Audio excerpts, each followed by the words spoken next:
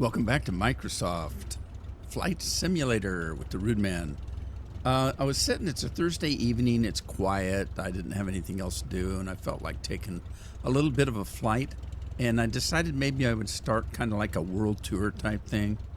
I have recently just been flying around my own home area, and mostly in Oregon. Started a career, and I was getting a little bit bored with that for a while. I thought I'd just take a leisurely drive and see some scenery.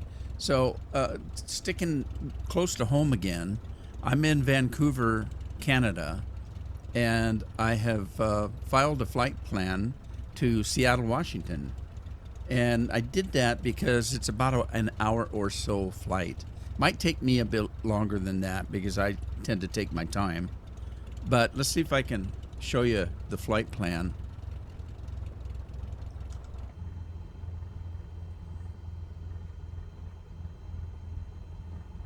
So this is what we're looking at right here.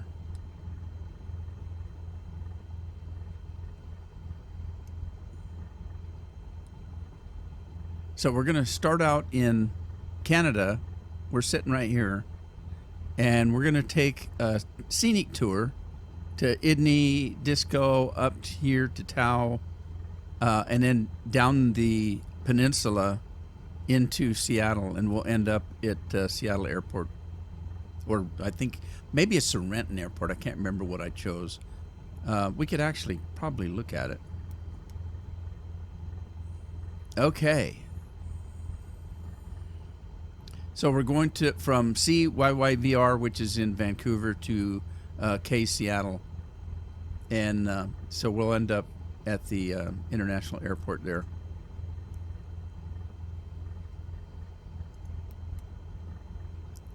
All right, let's take off. Get this show on the road. Take off the brakes. Put the flaps down.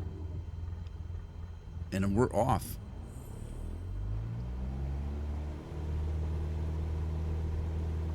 I heard somebody talking about how I've got my right rudder on because if I let go, I drift to the left. And you got two things to think about when you take off. Wind is one of them. And if you've got a little bit of wind coming across the runway, that's going to make you have to adjust for that with the rudders. In this case, it's a little bit of wind, but it's also the fact that the single engine is rotating in one direction. And so that means it's gonna push you a little bit to the other direction. And so you consequently, almost every time you take off, you're gonna have a little bit of right rudder because the plane naturally wants to push you to the left a little bit because of the rotation of the prop. Ranger 159er, contact departure on 126.125. Good day. Okay, now the 126.125 Ranger 159er. Departure Ranger 159er is passing 700 feet, climbing 4,000 feet. Ranger 159er, departure altimeter 29er.9er2, continue to Duncan as planned. right. Okay, I need to go and set the altitude because I want this plane to fly about 3,500 feet, I guess.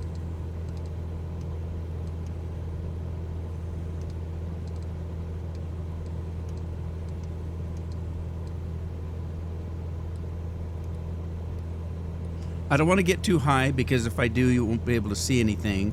And this is a scenic tour, so we're going to want to see stuff.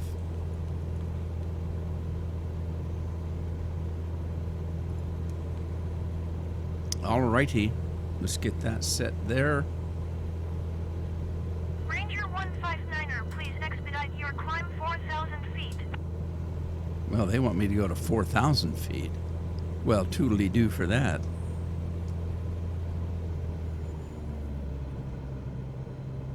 All right, let's see if we can get this thing set up.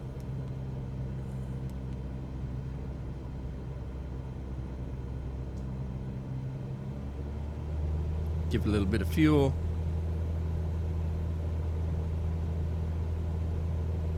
and I think the autopilot is ready to go. Let's see if it banks to the right for me. There it goes. All right, that looks good. I've got just enough throttle that I'm not taxing the engine, and it is slowly climbing up to 3,500 feet. Now, I may go with the recommendations that they give me on height, on altitude. We'll see, because again, the thing is, we've got things to view. Now, I did take the clouds out and made it a clear sky because I want to be able to see the scenery of Vancouver. I think we're flying over Victoria, so we'll see a little bit of Victoria, Canada. I've lived most of my life in Washington, Oregon. My younger days was in Washington. My adult days have been in Oregon. We have traveled to Canada, dozens of times. We had our honeymoon in Victoria. We've been to Victoria half a dozen times at least over the years, maybe more. Let's see, let me put my flaps up, I guess. That would help the economy. And it's beautiful country, as is Washington and Oregon, especially if you're up in the air.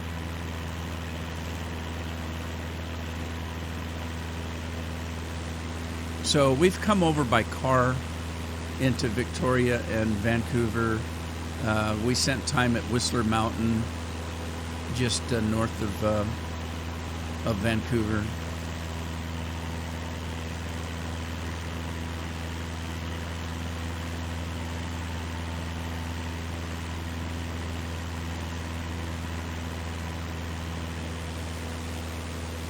We've come over by ferry from Seattle. We've come from other places by ferry. It depends on how long you want to stay on ferry.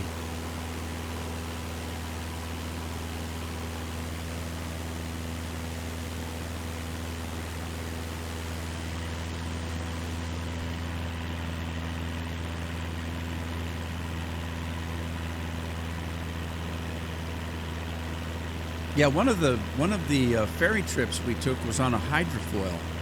It was very fast. But it depends whether you're going on foot, and it depends on whether you're taking a car.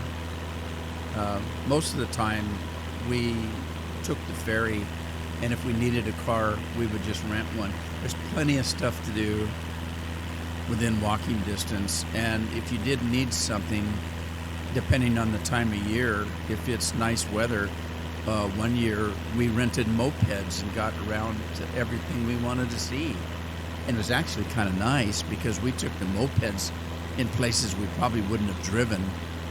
We took mopeds into the private area, and we went to yard sales and met people, and we just had the best time.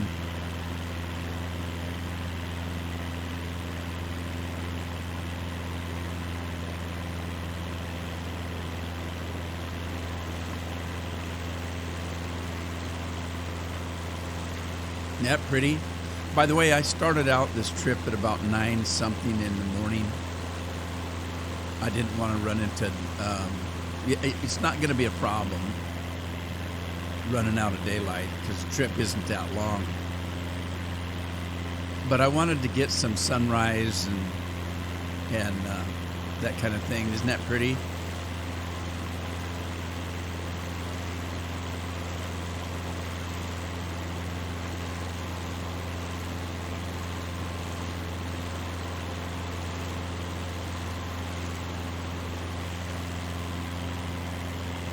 Now I got to watch over here because I'm getting kind of... Ranger 159er, please expedite your climb 4,000 feet. I don't know why they want me to go 4,000 feet, but I could do that, I guess. Anyway, I got to watch that. I don't want to tax the engine, but we're still in the good area here, but I could back off just a little. Just to keep the engine safe. And I'll go ahead and go with their 4,000 if they're going to squawk at me all the time. So let's adjust that. up to 4,000.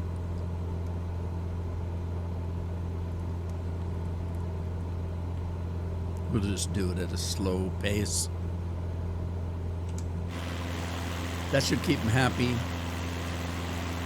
We get down to some places I want to see. Please expedite your climb 4,000 feet. I am. I'm going up.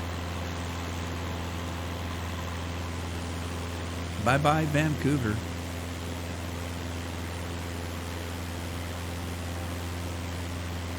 I thought about flying a different plane. I think I might, next time I take a trip, I might take some friends. There's a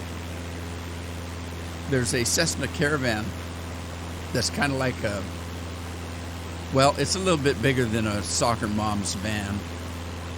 A little bit bigger than that, but it's a fun plane to fly. I flew one earlier today.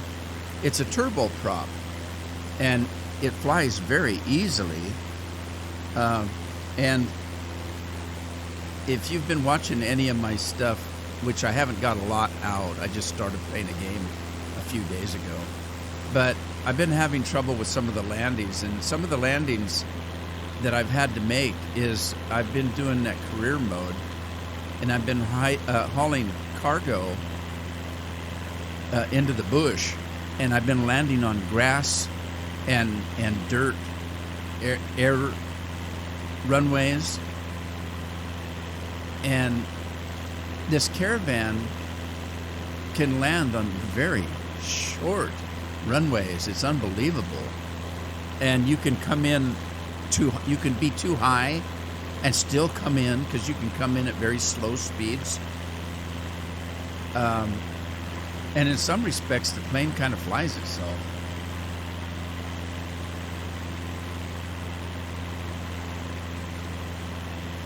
I can't remember how many seats it has in it, but you can pack about 6 to 8 people, not including a crew.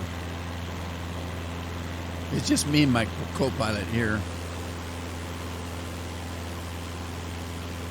Now I tried, there's a mod that supposedly lets you have your avatars here when you're inside the cockpit, so that I could turn and see my co-pilot.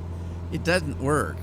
It did work, but there is some kind of a plane or some kind of something that is kind of updated almost daily, and it changes what you need to have that program work.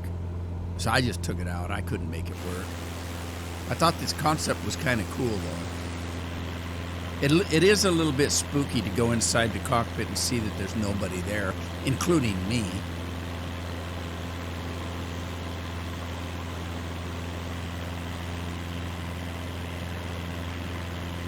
Long Harbor. There's an airfield there.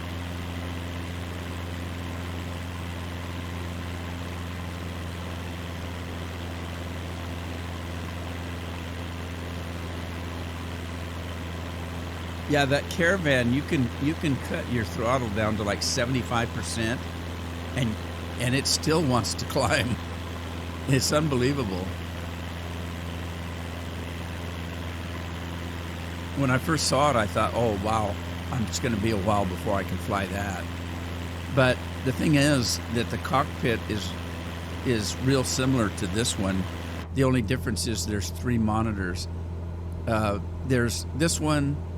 Because the cockpit's a lot bigger, there's this one in the middle, and then on the right side is another one of these, so that the co-pilot is seeing the same thing I'm seeing, and if the co-pilot needs to take over, they've already got what they need right in front of them. So that's kind of cool. But other than that, the controls are real similar. The only difference is I'm used to using the autopilot and flight director and stuff on this side here. On that plane, these controls are gone, and some of the controls on the other side are gone. These are not here, these are not there. All of those have put up in one location, and it's up here on the dash. Ranger 159er, contact Vancouver Center on 125.905. Yeah, Good no day. problem. 125.9er5 Ranger 159er. Yeah, they're doing it Vancouver automatically. Center Ranger 159er 4,000 feet. Ranger 159er Vancouver Center altimeter 29.9er 2 continue to darkness planned. Okay. I don't need to do any of this stuff that I know of, so I'm just gonna let it go. I've already got the flight plan in. I have not flown this flight plan before, so I'm hoping that it's going to be scenic. I can't believe it isn't going to be, because how could you get less beautiful than this? So the plan is to, like, at least once a week or so, take a tour trip. And I decided to start off with what I'm familiar with, which is the Great Northwest. And I'm not the one that calls it that. Everybody has since the time, of the Lewis and Clark. So I want to try to go to some of the normal places first. Like I'll do this trip in the Great Northwest, like I said, and then maybe I'll do a Hawaii trip, an island tour or something. I want to go to like Scotland, Ireland. I want to do some Australia, especially some New Zealand. I did a short trip just practicing on a mountainous area in New Zealand where there was a volcano. And I flew over a volcano, and that was kind of cool. So there's Long Harbor.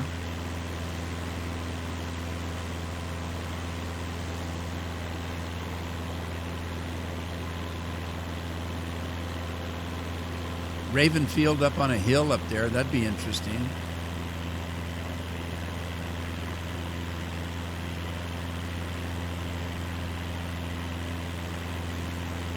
I have to say that I feel so silly in that I've had this game for at least 30 years, if not longer.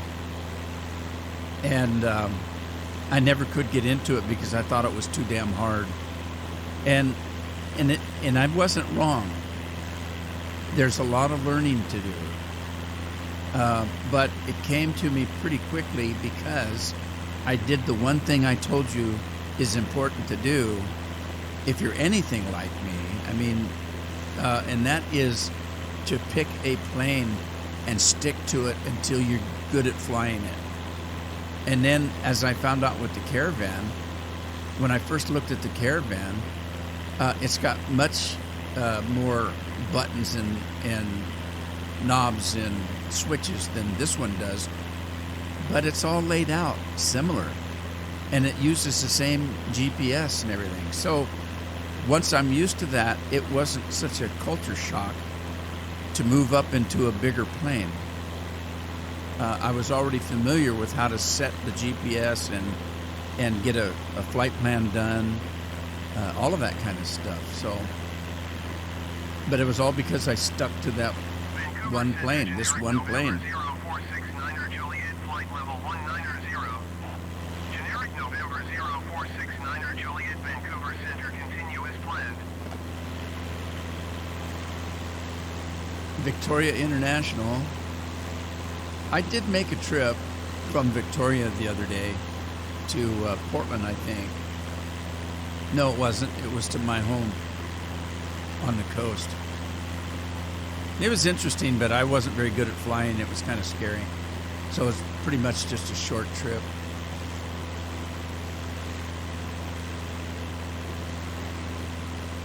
But here's one thing that, I didn't realize. In the times I've been to Victoria and taken a ferry over, I didn't realize how small Victoria Island is.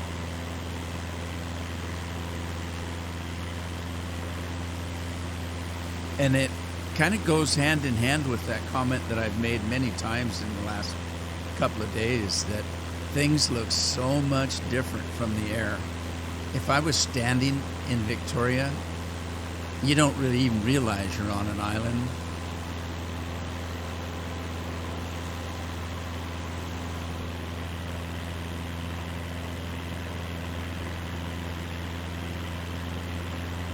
Wow. What's that down there?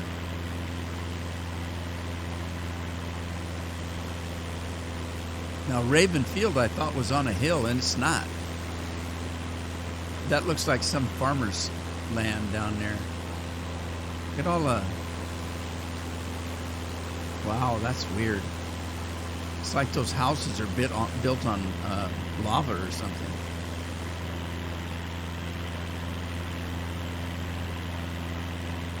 There's Duncan.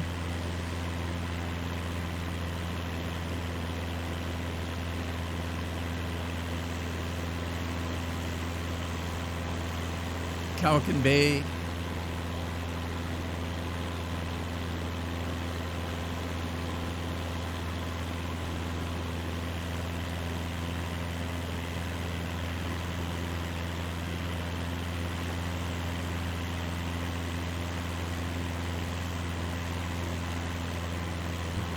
But a lot of Washington State is named after Native Americans. There's Toppenish, where I was born, Yakima, which is the Yakima Indian Reservation,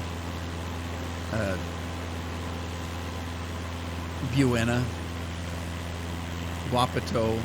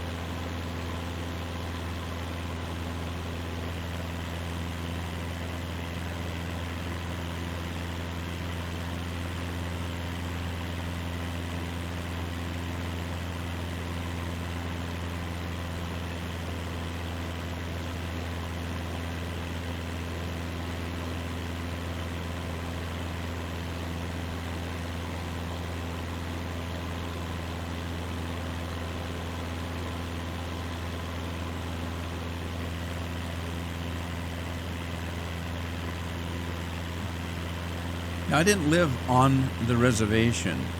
When you in Yakima, I don't know what other reservations are like, but even if you're not physically on the reservation, it's still, like Yakima. It's the Indian reservation, Yakima, and the town is called Yakima, and the valley we lived in was called the Yakima Valley, and so. You're basically on the reservation, whether you realize it or not. I mean, my goodness, they own Mount Adams. You can't go up onto Mount Adams without permission from the nation. Fortunately, I've known a lot of people because I grew up with them, so I've been up Mount Adams many times.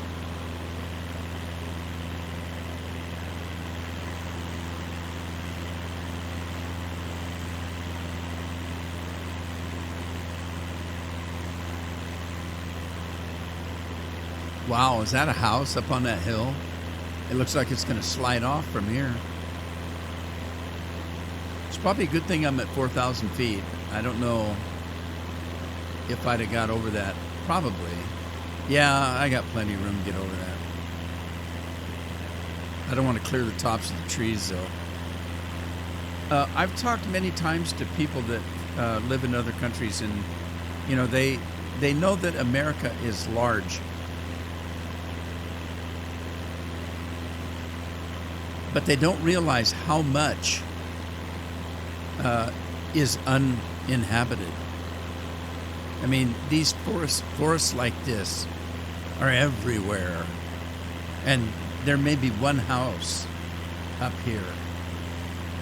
The question came up quite often when people said, why does America have such terrible cell coverage? In Great Britain, boy, we've got, we can talk to anybody we want anywhere. Yeah, you're on a little bitty island. There's no reason for a cell phone company to put a tower up here where nobody lives. So our cell towers are only put where there is a large number of people.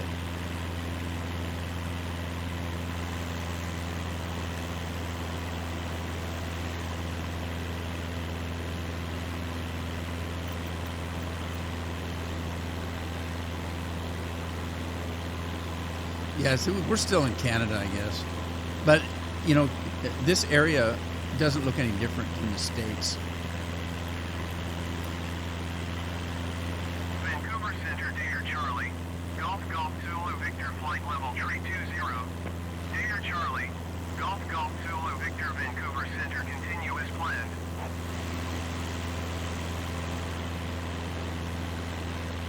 Okay, so we're kind of zigzagging around, if you noticed, looking at the map here. You can see that we're kind of taking a little bit of a scenic route.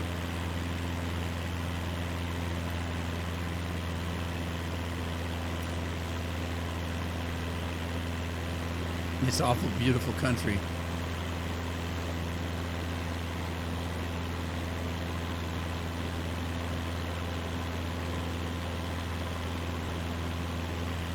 Now, I didn't do it this time, but, you know, because I'm flying over places that I should know a little bit about. I've lived in the Northwest my whole life. There's a lot of things that I don't know historically and otherwise. But I'm thinking that if I make the next tour I make, I'm going to try to study the area a little bit so that when I'm looking at something, I might have some idea of what it is I'm looking at. Which is kind of why I thought maybe I'd just do one a week, because I've got the whole week to kind of study, like, for example, flying over New Zealand and, you know, what is the, there's a volcano there. What is it all about? I made a flight the other day and I mentioned over Oregon that the whole state is surrounded by mountains in the Cascade Range, and they actually call it the Circle of Fire because they're all volcanoes. And some of those volcanoes are, 200-300 years past erupting. I mean, Mount St. Helens erupted. Nobody was expecting, well, they were. Scientists were expecting it, but they didn't know when. It could be tomorrow, could be 200 years from now. And that's kind of the way it is with all those volcanoes. What scares me the most is Yellowstone. If something happens to Yellowstone, that might, or any of the volcanoes for that matter, could change the climate and a lot of stuff for many, many years. All that ash going in the air. Pretty scary. Not something you want to think about.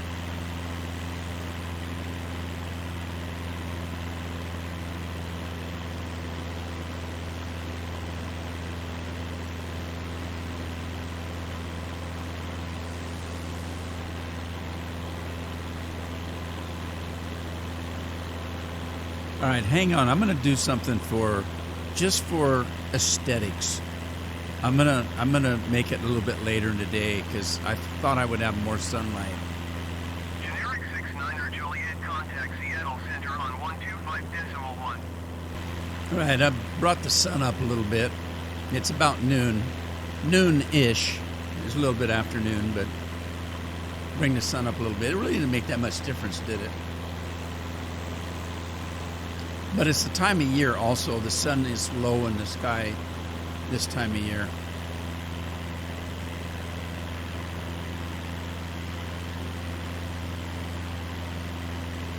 You got to kind of wonder about all these cleared out spots, don't you?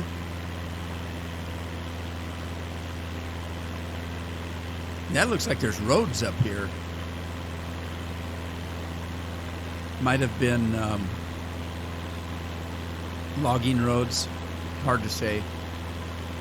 I saw a comparison to Bing Maps and Google Maps. There's quite a bit of difference. And I think there might be a mod that lets you use Google Maps instead of Bing Maps. I might look into it. My computer's getting a little bit long in the tooth as far as computers go. I built this one several years ago. And normally I would have built a new one a couple years ago. But as you know, all hell broke loose, and then the crypto coin people kind of snuck off with all the GPUs. We couldn't get a decent GPU to rebuild the PC, and so consequently, I've let this one go longer than I normally would. I used to build a new PC at least every 3 to 4 years, 2 to 3 years sometimes.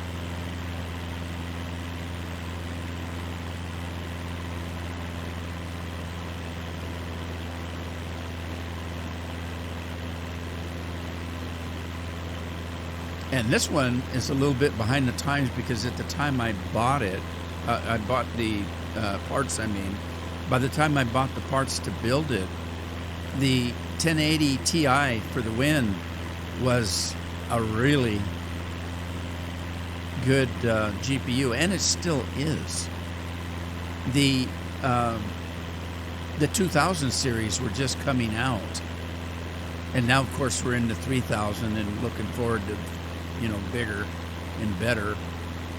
But the 2000 it just came out, and it was quite a difference in price, and the fact that you couldn't get it very easily, and I was wanting to build, and so I said heck with it. The 1080i will be able to do anything I want to do, and so I'm just going to go with it, and then at such time as the others get to be more important to me and cheaper and available, I'll upgrade.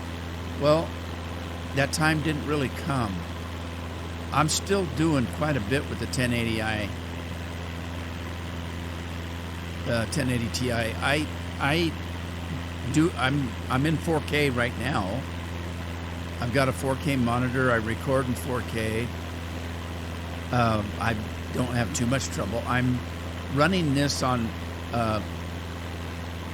probably about 2/3 of it on ultra, and the other third I've got dummied down between high and medium, depending on what it is that I care about. Like all the trees and stuff, I've got that turned down a little bit because I'm up in the air. I can't see the detail anyway. Until it starts affecting the roads and the oceans and rivers, I've got it set down quite a ways. So there's certain things that I cut back to give me a little bit more of an advantage with an older GPU. And I don't see any problem with it at all. It looks good to me.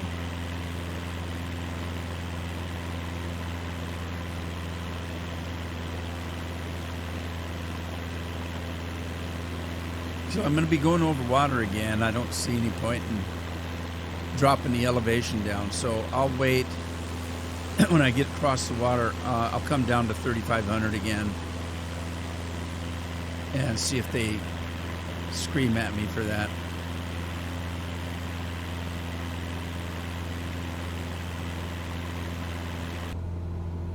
Let's see, where are we at here?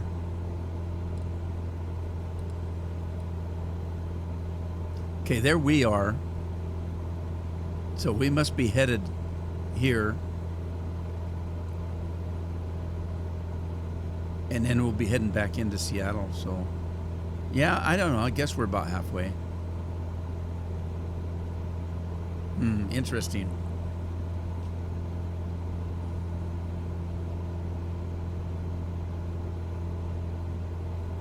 All right. Well, there you go. That's the trip. We're going to be heading back. I probably could have went clear across here, but it's kind of nice to see what's up in this area here.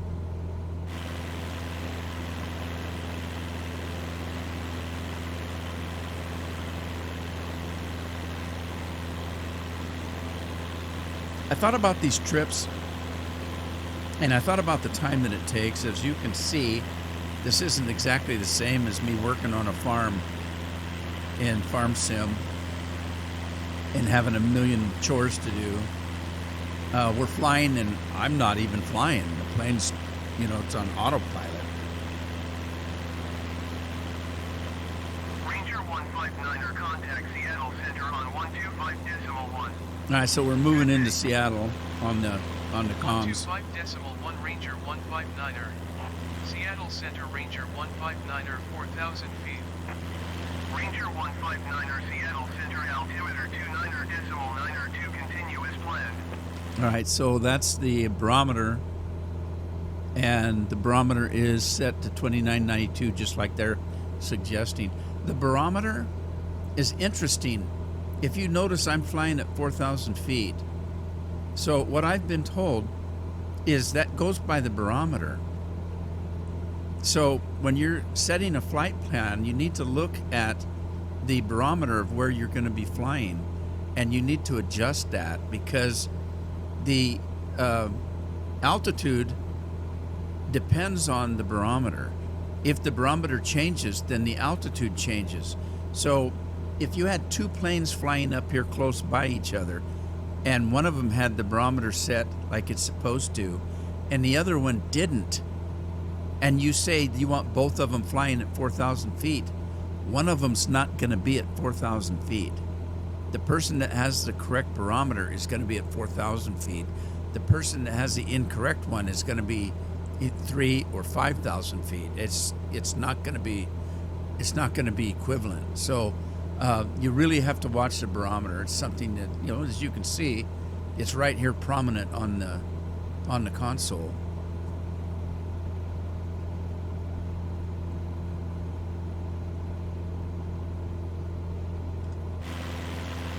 Anyway, what I was going to say was, I thought about cutting all this out to make it shorter and not quite so boring.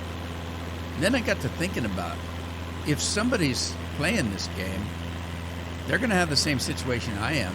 They're going to be flying and, you know, that kind of thing. Seattle Center Airbus Charlie. Golf Alpha Bravo Golf Flight Level 320. Airbus Charlie. Golf Alpha Bravo Golf Seattle Center continuous planned. Well, I don't have to worry about him. He's flying a lot higher than I am. Anyway, I got to thinking about it. I'm just going to, on these tours like this, I'm just going to fly it. And if there's 10 minutes of silence of me just looking around, that's what it's all about.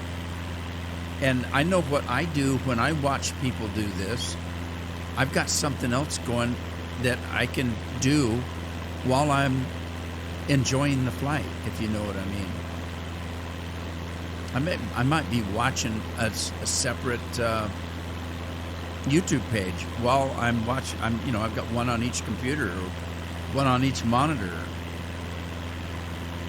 But the flight takes an hour. I'm going to put in the description that it's a flight from Vancouver, BC to Seattle, Washington, and 1 hour. It's a 1 hour flight. And if people want to stick with it and watch the whole thing, great.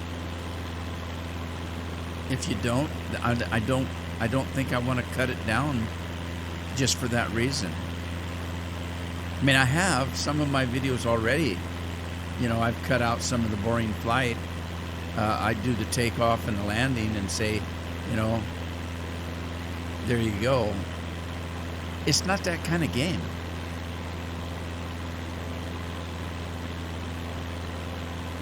It's really not a game anyway. It's more of this is more of a true simulator. This is a simulator, in my opinion. When people say farming simulator, I don't consider farming simulator a true simulator. It's a game. It's not necessarily a true simulator. I mean, when you can look at something like this and have people that are using this as a supplement to learning how to fly, is it that accurate? Well, some parts of it is. It's not entirely realistic, but it's damn close. Playing Farm Simulator is not going to teach you how to be a farmer. And this isn't going to completely teach you how to fly either. But there are things that you can learn from this that would help you to get a pilot's license, I would think. I know I've seen a lot of videos on real life pilots playing this game, and for the most part, they don't say too much about. I'll tell you what I have heard. Real life pilots, when they're showing you the plane and telling you that this particular part of is not completely accurate to real life, that there's something that would be different, and so it's changed for the simulator. There are things on some of the planes where I've heard them say you wouldn't see this on a real plane, and there's other things where they'd say there's something missing on this simulator that you would see on a real plane. But for the most part, the GPSs and the switches, a lot of the switches, the Caravan, for example, the one I was talking about earlier, there are some switches that don't do anything, like this one. This one's inoperative. The switch is there, but it doesn't do anything. And it has to do, in what I've heard, on the simulator. It's just good to have. I just noticed I don't have this thing trimmed properly. Let me, whoa, don't kill it. I didn't mean to do it that drastically.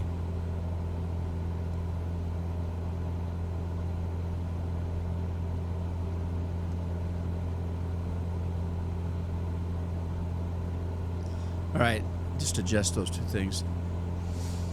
Anyway, there's some things that don't work, that aren't realistic. All right, we're over the water. So I think I do have some mounts here, but I don't think I need to be. I tell you what, when I get over this range here, I think I'm going to go down at least 500 feet. Just so I can kind of rubberneck a little bit more. Is that a road or a river? I think that's a river.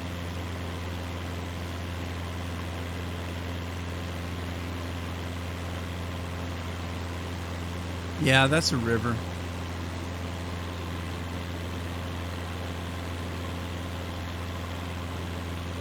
All right, there's Forks, Washington. If you've watched the movie Twilight about the vampires that sparkled in the sunshine, that's where that story takes place, is Forks, Washington. And we're flying in that direction.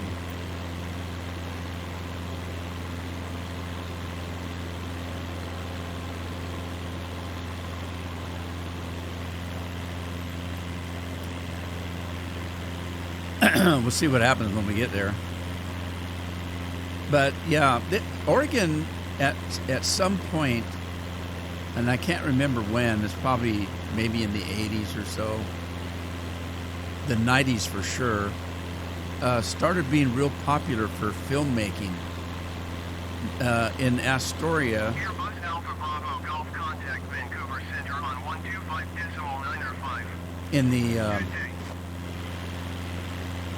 In the area that I live, they made the Goonies there. As a matter of fact, the Goonies are in the news again. Somebody bought the Goonie house just a couple months ago for $1.5 or $6 million. And the thing about that is it's in a residential zone, which means the only thing that people can do with that house is live in it. You would think that, well, they could turn it into a tourist. No, they can't. It's not zoned for that, and it probably won't be zoned for that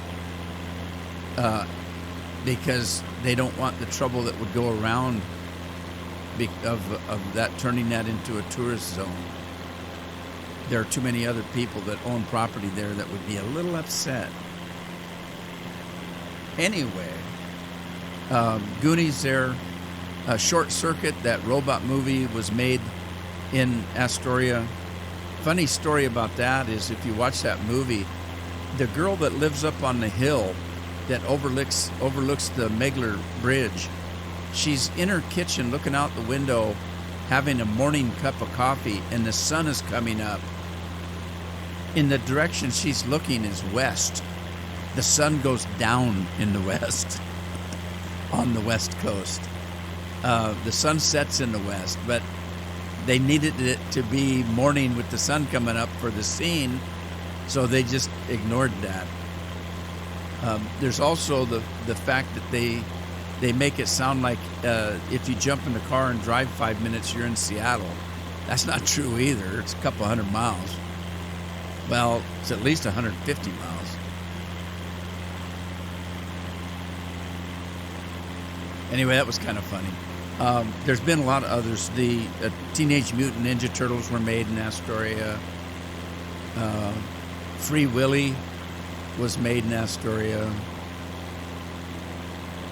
There was a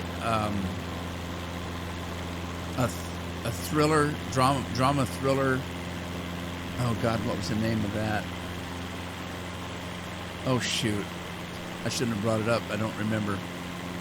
Vanished or something like that. I can't remember. There was another movie that was made. The tail end of the movie that had Patrick Swayze and I can never pronounce his name. Canal? No, that's not it.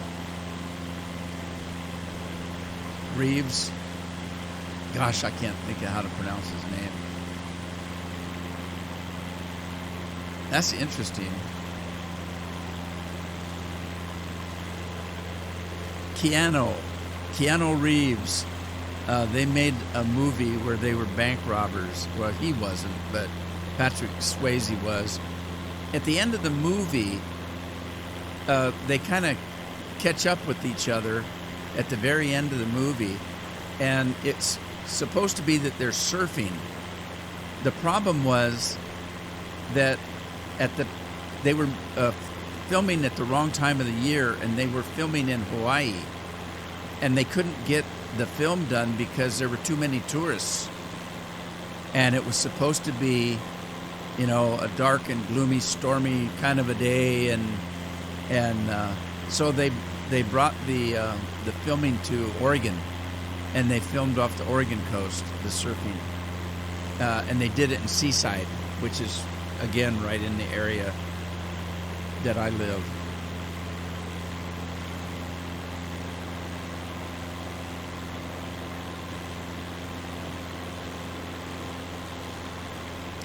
This is interesting because in the movie of the vampires, Forks, part of the movie was shown on the ocean coast, and as you can see, Forks is a little bit away from the coast, not that far. I mean, it's drivable, but in the movie it makes it you think that it's right on the coast. Generic November 39er 577 Seattle Center altimeter 29er.9er2 continuous planned.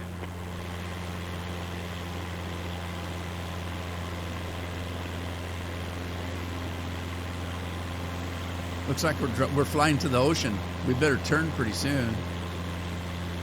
Head back to Seattle.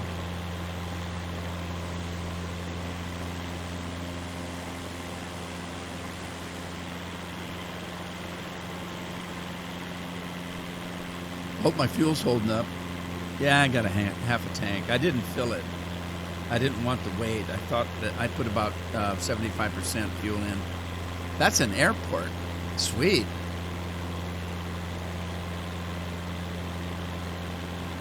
Now, if I was really good pilot, I would do a touch and go. Well, I'm not that good.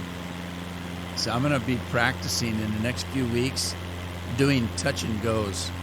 And what that means is, if you're not familiar with it, is you bring your plane down and you touch down like you're going to land, but you don't slow down. You take off again and just leave the area. So you're just touching down and taking off. So they call it a touch and go.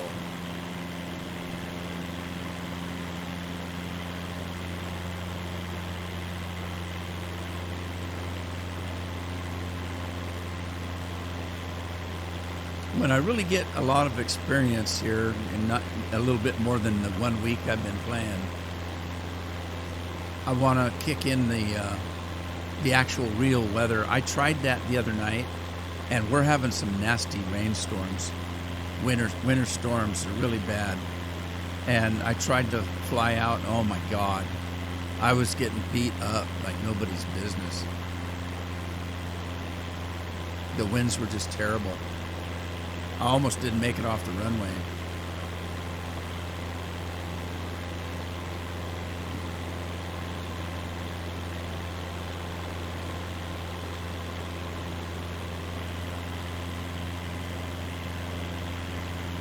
Yeah, it's pretty tough. Pretty tough.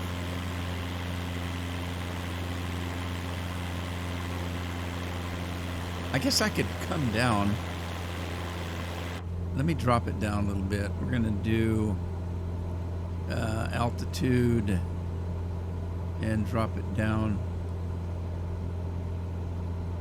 Generic 577 contact with the approach on 3,500. 118.2. Good day.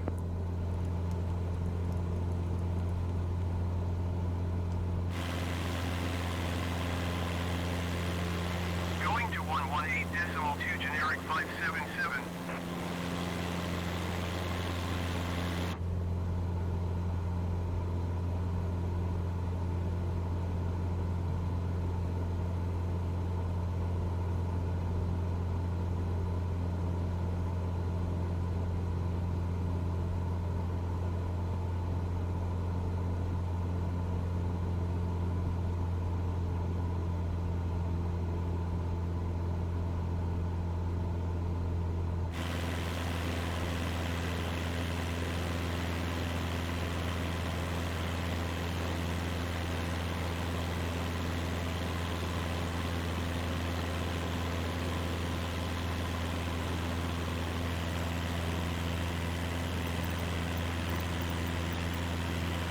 Right, where in the heck are we headed now? This doesn't, like I said, I haven't flown this route before. Ranger 159er, you are 500 feet below your assigned altitude. Climb and maintain 4,000 feet altimeter 29.902. Yeah, it didn't like that. Climb and maintain 4,000 feet Ranger 159er. Okay, something isn't right. Because I'm flying way out of range. That's not right. All right, I'm going to go back up where they're suggesting. I don't want to be in trouble. But I'm going to have to check on this because this isn't right. Where in the hell am I going? You know what I mean?